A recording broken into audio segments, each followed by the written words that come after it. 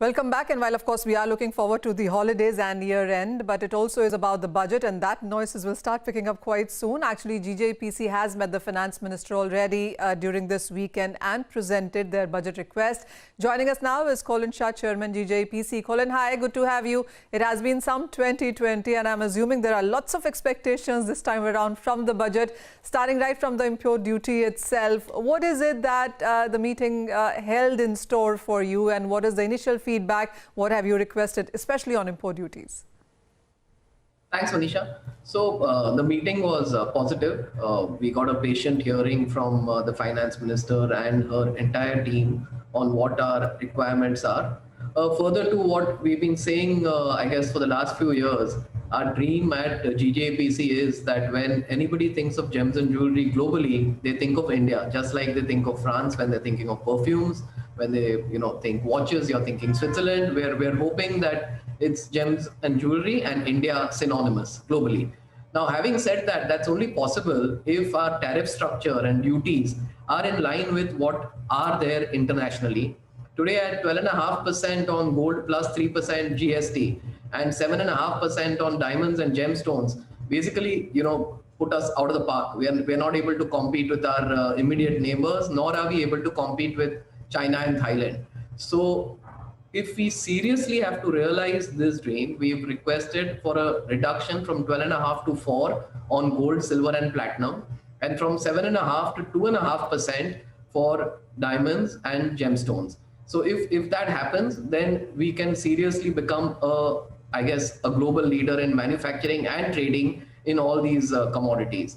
Besides that, we've asked for an e-commerce policy, a comprehensive one, which allows us to partake in this new digital world, which allows our manufacturers and retailers to ship seamlessly in the lowest cost possible and the fastest time into any corner in the world.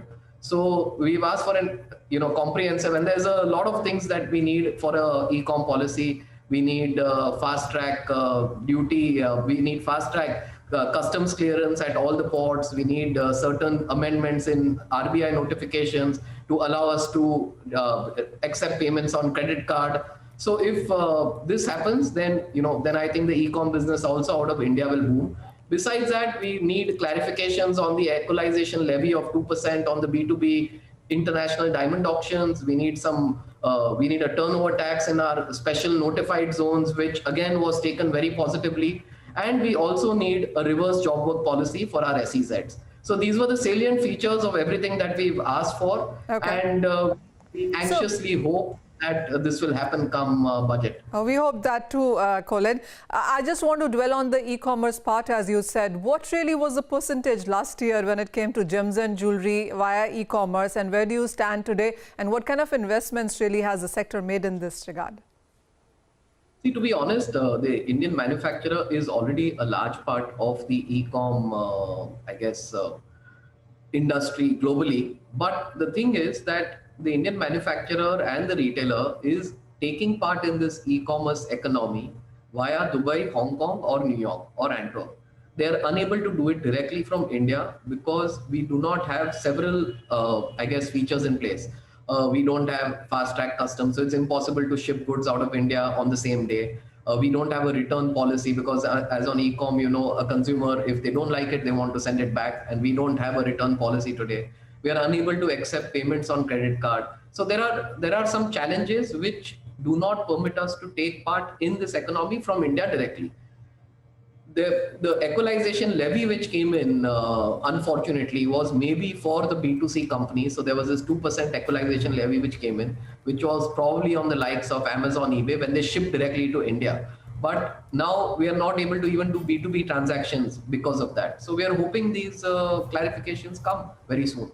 Absolutely, Colin. We hope that too, as I said. But thank you so much for joining us and taking us through on what meeting really GJPC has had with the finance minister. And those are clearly the points that Colin puts out on what the gems and jewelry sector is looking forward to.